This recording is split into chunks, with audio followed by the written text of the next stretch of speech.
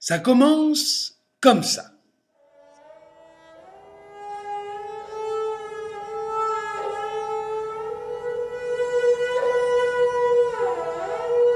Dans toute la vallée, les différents animaux des forêts et des montagnes coururent. Il y avait là des sangliers, des chouettes-culottes, des musaraignes, des lapins, des chouettes-culottes, des chevreuils et 3 enfants. Sans la couleur de leurs cheveux. Aurions-nous pu les distinguer? Leurs cheveux tombaient comme une guirlande de fleurs le long de leur corps jusqu'aux pieds. De leur visage, on apercevait que leurs yeux, petits, secs et malicieux, ils étaient de la même taille, obéissants, compatissants. Leur mère, c'était la sorcière, leur père, un voyageur égaré que personne ne songeait à déranger. L'oiseau qui avait pris la parole fut remplacé par un autre, puis par un autre, puis par un autre. Mais aucun d'eux ne fut entendu de ces grands animaux qui pleuraient à vendre l'âme. Caillou, dites-moi, qui doit partir pour cet étrange pays lointain? Caillou, dites-moi, qui avez-vous choisi? Et les cailloux reprirent leur mouvement, et ils passèrent au-dessus de la tête des prétendants. Et quand ils passèrent au-dessus de la tête des enfants, les cailloux... Le sort les avait choisis.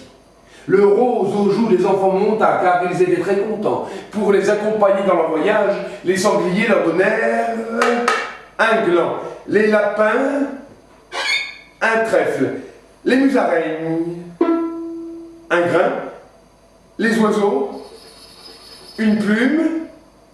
Quant à la sorcière, elle offrit une larme à chacun.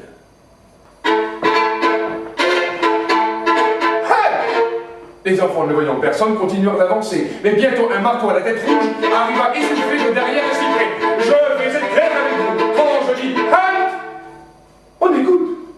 Quel pays étrange, déconcertant, amusant. Silence! Monseigneur l'enclume interrogea les captifs. Il apprit ainsi que les enfants venaient d'un pays où n'existait ni rabot, ni tournevis, et pas plus de pieds de biche. Cela amusa tout le monde. Le marteau, lui, était outré. Laisse, lui dit la brouette, ce sont des snobs. L'enfant à la chevelure jaune chercha de dessous lui le gland offert par les sangliers lors de leur départ. Un gland? Et que comptes-tu faire avec ce gland? Il est bien connu que les racines des arbres soulèvent tous la gueule. Plantons ce gland et essayons d'être patients. Ce qu'ils firent. Ils plantèrent le gland et se mirent à attendre. Ils attendirent longtemps, longtemps. Et puis un matin, au réveil, une petite feuille sortir de terre, ils la virent grandir, grandir, se développer, et sous eux, et comme par miracle, le sol commença à bouger, mu par des vagues invisibles, le sol en effet tremblait, et la tour, si grande et si forte, commença à pousser de petits gémissements, elle fut fissurée, et derrière les murs qui s'effondraient, une masse noire apparut, et c'était le grand truc tout noir, qui était très grand et très noir. Ah ah! Merci les amis, merci! Je vais enfin pouvoir me venger! À sa dernière tentative, alors que les enfants atteignaient la porte, le vieux clou tordu prit bonne prise dans une mèche et s'y cramponna du mieux qu'il put. Ballotté, secoué, le vieux clou se mit à chanter. Ce vent de voix, l'on m'a demandé pourquoi la mer se déchaînait. Je répondais en sifflotant, mais aujourd'hui je sais. Dans le vent, les cheveux des enfants ressemblaient effectivement aux vagues d'une mer démontée. Ce clou était philosophe. Bonjour, y a quelqu'un? Silence! Un homme d'un bond se jeta devant les enfants. Qui êtes-vous? Que voulez-vous? Parlez, je n'ai que 5 minutes.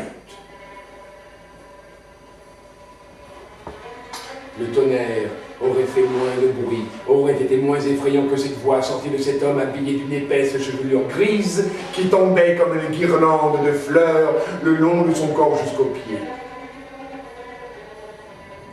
Silencieusement, la longue colonne des outils fumant et tordus quitta la place, qu'à un quart. Et ce spectacle attrista tant les enfants qu'ils se mirent à penser à leur mère, aux arbres, aux animaux et à l'oiseau perché au-dessus d'eux, et aux outils carbonisés qui cessèrent d'avancer, ils firent leurs adieux. Nous n'avons plus rien à faire ici, nous allons partir. L'enclume, nullement courroucé, leur répondit, mais Pourquoi? Pourquoi ne resteriez-vous pas un peu? Nous avons tant de choses à nous dire. Mais à contre-cœur, l'enclume vit les enfants s'éloigner.